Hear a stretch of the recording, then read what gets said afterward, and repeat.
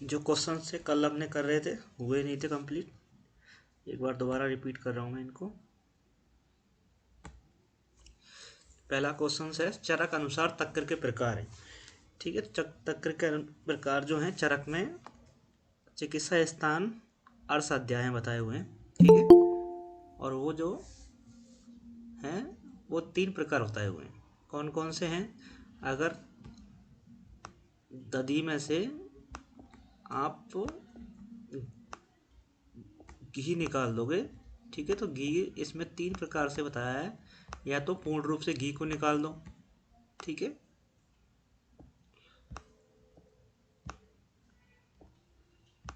पूर्ण रूप से उसका स्नेह निकाल दो, ठीक है, या फिर बिल्कुल नहीं निकालो या आधा निकाल दो। ठीक है, इस तरह से ये 3 भाग इन्होंने किए हुए हैं। जैसे देखो, रुक्ष, रुक्ष मतलब कंप्लीटली निकाल दिया, ठीक है, अधोद्रत इसने आधा निकाल दिया, अनुद्रत मतलब बिल्कुल नहीं निकाला। तो ये 3 प्रकार से इन्होंने तक्र के प्रकार बताए आचार्य चरक ने। ठीक है, और ऐसे सुश्रुत में जो है बस इतना याद रखो कि 5 वेद हैं उसके। ठीक है, सुश्रुत में 5 वेद बताए हैं तक्र के। ठीक है, नेक्स्ट क्वेश्चन है निम्न का मिलान कीजिए। ठीक है, तो इसमें जो है एक तरफ आपको मूत्र मूत्राघात के प्रकार दे रखे हैं और सामने उसके लक्षण दे रखे हैं, उनका मिलान करना है क्वेश्चंस पे। ठीक है, तो पहला जो ऑप्शन है देखो मूत्र शुक्र है। ठीक है, तो मूत्र शुक्र में डायरेक्ट बोला हुआ है कि मूत्र जो है आपका भस्म के समान प्रतीत होगा आपको, तो ये भस्मोदक प्रतीकासम। ठीक है, मूत्र शुक्र के लिए बोला है कि भस्मोदक प्रतीकासम। ये सुश्रुत में बताए हुए टाइप हैं, चरक में भी बताए हुए हैं परंतु सुश्रुत के लक्षण बताए हुए हैं यहाँ पे। ठीक है, मूत्रोक्साद चरक में एक बताया है परंतु सुश्रुत में मूत्रोक्साद को 2 भागों में डिवाइड कर दिया है, पित्तज मूत्रोक्साद और कफज मूत्रोक्साद। ठीक है, जबकि चरक में एक ही टाइप है इसका।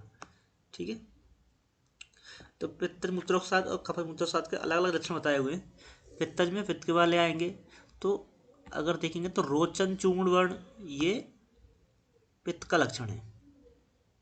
ठीक है, और कफज वाले में सफेद कलर की चीजें होगी, तो संक चूर्ण पांडुरम ये कफ का लक्षण है।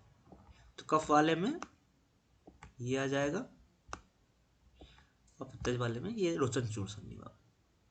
ठीक है, और ऊष्म वात में हमेशा रक्त और हारिद्र वर्ण आएगा, तो रक्त का और हारिद्र वर्ण का मूत्र का त्याग करेगा वैसे। ठीक है, तो इसमें ये शामिल हो जाएगा। ठीक है, और भाव प्रकाश में जो मूत्रोक्साद है उसमें इन दोनों को मिला दिया गया। इनका जो लक्षण है भाव प्रकाश में इन दोनों को मिला के लिखा हुआ है, तो उसमें क्या लिखा है? रोचन संक चूर्ण वर्ण। ठीक है, रोचन संग चूर्ण वर्ण करके लिखा हुआ है, तो दोनों को कॉमन मिला दिया है, जबकि सुश्रुत में अलग अलग बताया हुआ है। ठीक है, माधव निदान अनुसार सही मिलान है। ये आपको ज्वर के कुछ प्रकार दे रखे हैं, वातज है, पित्तज है, कफज है और बात बलासक ज्वर है, उनके लक्षण दे रखे हैं। उसमें कौन सा कैसा लक्षण मिलेगा? तो देखो, पहले लिखा हुआ है कि बात बलासक जो है, बात बलासक ज्वर है उसके लिए लिखा है कि नित्यम मंद ज्वरो। ठीक है,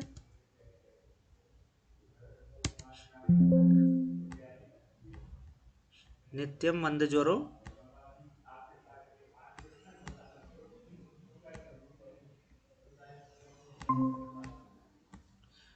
और आगे लिखा हुआ है रूक्ष सूनक सीदती स्तब्धांग श्लेष भूइष्टो। इसमें कफ का इन्वॉल्वमेंट होता है और आगे आगे लिखा है भवेत बात बला सकी। ठीक है, माधव निदान का श्लोक है। इसके अकॉर्डिंग देखेंगे तो वात बलासक जो ज्वर है उसका जो लक्षण बताया हुआ है कि नित्यम मंद ज्वर बताया हुआ। ठीक है, इसका मतलब नित्य मंद ज्वर बात बलासक का लक्षण है। दूसरा एक देखेंगे आप पित्त बल। ठीक है, तो पित्त के संदर्भ में लिखा हुआ है पित्त ज्वर के बारे में कि वेग तीक्ष्ण अति सारस्य, वेग जो होगा उसका वो तीक्ष्ण होगा। ठीक है, तो तीक्ष्ण वेग के साथ पित्त वाला आ जाएगा। ठीक है, और स्तिमित मालमी आपको एक कफ का लक्षण है। ठीक है, तो ये कफ वाले में चला जाएगा।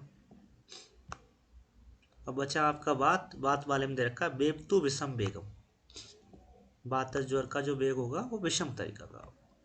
ठीक है, कब आ जाएगा उसको ज्वर, उसका पता नहीं चलेगा। ठीक है, तो विषम हमेशा वात के साथ ही आता है मेन चीज। तो इस तरह से इसका आप मिलान कर सकते। नेक्स्ट दे रखा है सिलीपद रोग त्वचा के किस भाग में होता है। तो आचार्य सुश्रुत ने त्वचा के कुछ भाग बताए हुए हैं, आपने सारे स्थान में पढ़ा होगा। ठीक है, उसमें से बोल रहा है कि सिलीपद रोग त्वचा के कौन से पार्ट में होता है। ठीक है, तो यहाँ देखो एक टेबल बनाई हुई है मैंने। इस टेबल को, इस सबसे पहला जो ये है, ये इसको याद करने का तरीका बताया हुआ है। ठीक है, जो त्वचा के भाग दे रखे हैं, प्रकार दे रखे हैं, उनके नाम लिखे हुए हैं। ठीक है, अवासिनी, लोहिता, श्वेता, ताम्रा, बेदनी, रोहिणी और मांसल। ये इसको याद करने का तरीका, ट्रिक बताया हुआ है। अवलो, श्वेता, बेरोमा। ठीक है, अब देखो अवहासनी जो है उसके आगे इसके प्रमाण लिखे हुए हैं।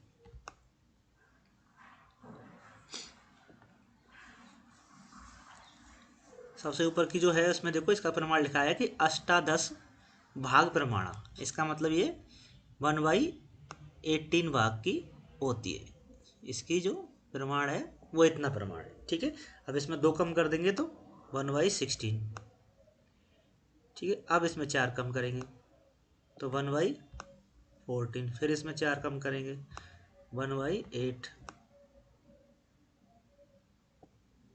ठीक है, यहाँ पे 12 है, 1/12 है, 14 बोल दिया मैंने। 1/12, 1/8। अब यहाँ पे 1/5। और ये ब्री प्रमाण, मतलब ब्री का जितना प्रमाण होगा उतनी मोटी होगी ये। ठीक है, और ये 2 गुनी मोटी होगी ब्री के, ब्री का जो प्रमाण है उससे 2 गुनी मोटी।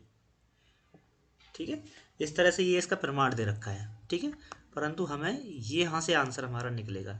इसमें इसमें होने वाले जो रोग हैं वो इधर लिखे हुए हैं, रोग कौन कौन से होंगे। ठीक है, तो अववासनी में आपको याद रखना है सिदिम, पदम, कंटक। ठीक है, ये इनका स्थान है, ये रोग जो होंगे वो इसमें होंगे अववासनी में। ठीक है, लोहिता, लोहित की वजह से हमेशा ब्लड कलर आता है, रेड कलर आएगा।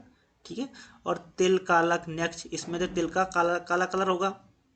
ठीक है, और नेक्स्ट वगैरह ये रेड कलर के होते हैं। ठीक है, व्यंग है ये। तो लोहित वाले को आप इजीली निकाल सकते हैं। काला कलर हमेशा ब्लड की वजह से आ सकता है या फिर वात की वजह से आता है। वात का इन्वॉल्वमेंट तो है नहीं यहाँ पे, यहाँ तो लोहित लिखा हुआ है। ठीक है, तो तिल कालक यानी काला कलर है तो लोहित में जाएगा।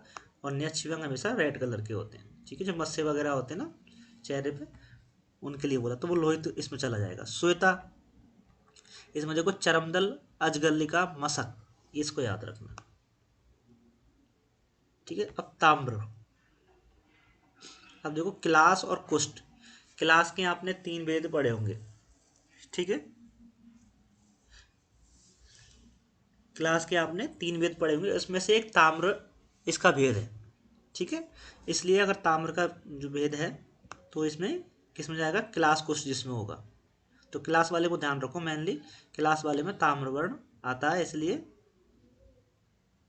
ये किस क्लास के साथ चला जाएगा। वेदनी, वेदनी वाले में देखो कुष्ठ भी है, विसर्ग भी है।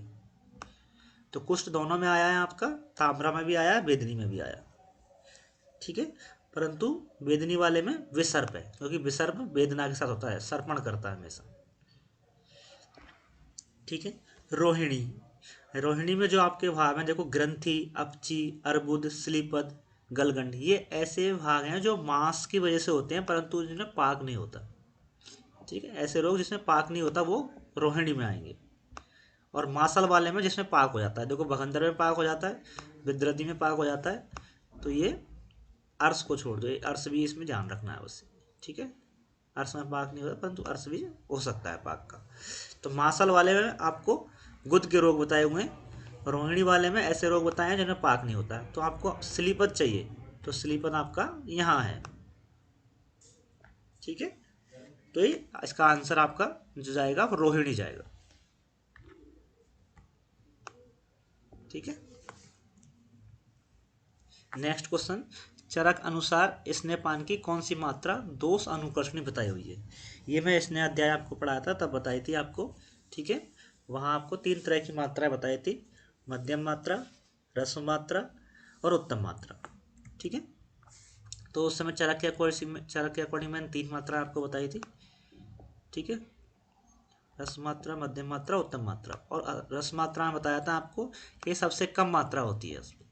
ठीक है, तो इसको उन पुरुषों को देते हैं जिसमें आपको या तो स्टार्ट करना है स्नेहन, ठीक है, या जिनका अग्नि जो बहुत कम है, ठीक है, इसलिए यहाँ पे मंद अग्नि,